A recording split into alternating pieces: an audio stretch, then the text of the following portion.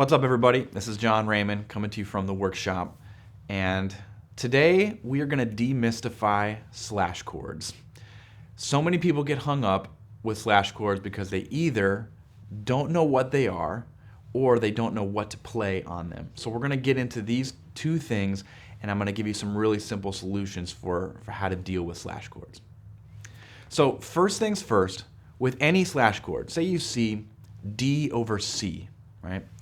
All it means is that the part to the left of the slash, so in this case D, is the triad of the voicing that's being played in the right hand. And on the other side of the slash chord is the note that's going to be in the bass. So C is in the bass, in the left hand, right? D is in the upper structures in the right hand, right? So you're essentially a D triad with a C in the bass. That's really as easy as it is, right? Slash chords are not any more difficult than that, right? So now you have to figure out, what do you do with those slash chords? Well, there's really two things that I'm going to recommend that I think you start with, and these can give you a really good foundation into how to deal with slash chords in a really quick, easy way, okay? First thing is, if you have a slash chord, you can simply play a melody that uses the upper structure. So again, using our D over C example, using notes in a D triad, that's going to sound really great over a D over C chord. But if you want to have more fluidity to play over these chords beyond just the three notes in a triad, what we have to do is convert these slash chords into major, minor, or dominant chords that we're really familiar with, so we can access all of the language that we've worked on over those kinds of chords. So what we're going to do here is I'm going to walk through each of the 12 triads over the static bass note that we're talking about. And I'm going to help you demystify these slash chords and convert them into chords that you are really familiar with. And I'll give you an example for each one as we go along. Here we go. So first one's first, let's talk C over C. Actually, let's not talk C over C because it's really simple. It's just C, right? You play C major, C6, bing, bang, boom. Case closed. We're done. So let's move on. Let's do D flat over C, okay? If you think of the notes in a D flat triad, D flat, F, A flat, over the root C note, the thing that you can play now would be equivalent to what you'd see on C7 sus flat 9, right? Something like this.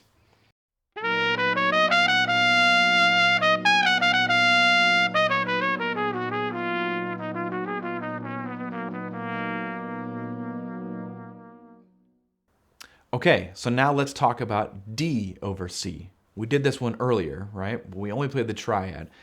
This would convert really well to, say, a C major 7 sharp 11 chord, because we've got the 9th of C, which is D, the sharp 11 is F sharp, and A is the 13th of C, right? So C major 7 sharp 11.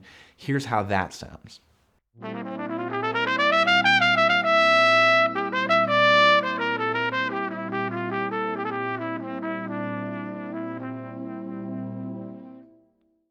Okay, let's talk E flat over C. This one's pretty simple as well, right? E flat would be the minor third of C, if C is our root. G is the 5th. B flat is the flat 7th. What do you get? You get a C minor 7 chord. Really simple, right? So here is E flat over C.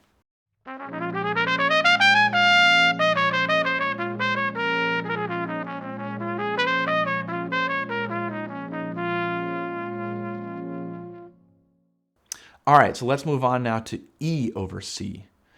E is the 3rd of C, right? G sharp is the sharp 5 of C, and B is the major 7. So what do you get when you put that chord together? You get a major 7 sharp 5 chord, right? So here's what you can play over E over C.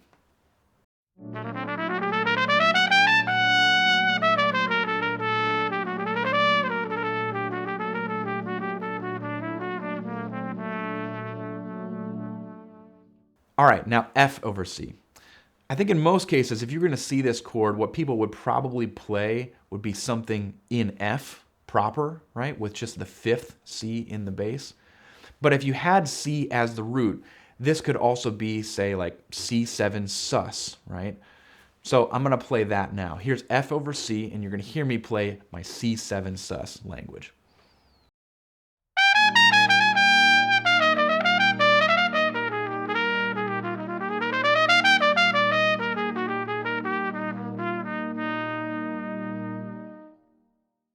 All right, here's a fun one. F sharp over C. This one gets pretty dissonant, right? So we get F sharp, which is the sharp 4 or flat 5 of C, A sharp or B flat, which is the flat 7-ish of C, and C sharp or D flat, which is like the flat 9, right? So this would be like if you saw a C7 alt chord or C7 flat 9 sharp 11, like this.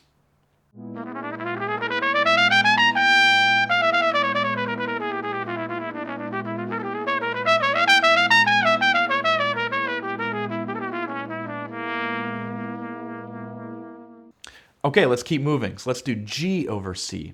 This one, again, is pretty simple because this makes up a C major 9 sound because G, B, D would be the 5th, 7th, and 9th of a C major chord, right?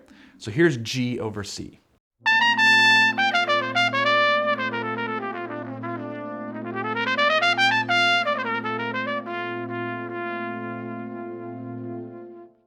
All right, so let's get into A flat over C.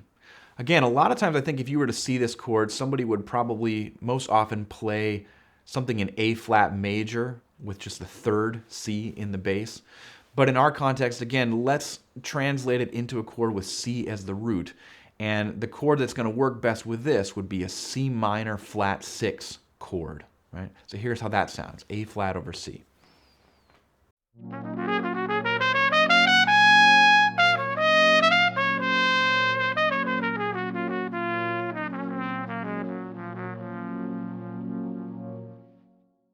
All right, A over C. This one, A is the 6th or 13th, right, in C. C sharp would be the flat 9, right, if you think of it as D flat in this situation. And E is the 3rd, right? So what chord this is going to work best on would be like a C13 flat 9 sound. Here's how this sounds.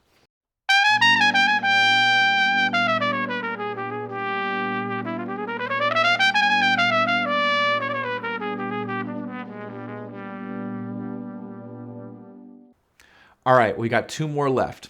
First, B flat over C. This one's pretty simple. We talked about it in a previous video when we talked about sus chords because it makes a sus chord.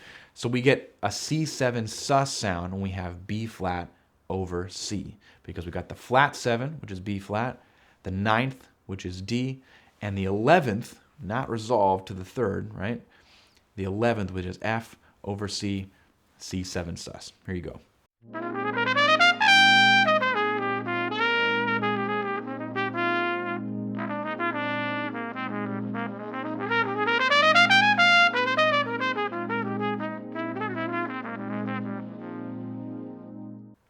All right, last one, B over C.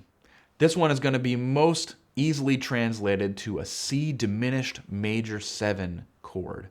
And here's how that sounds.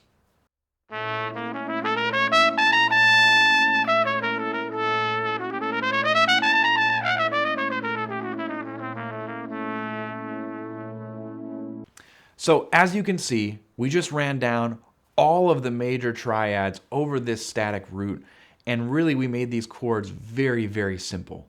I've attached a PDF in the description that you can download that's a little bit of like a cheat code for these slash chords. If you want to download that, feel free to share that with anybody that you'd like.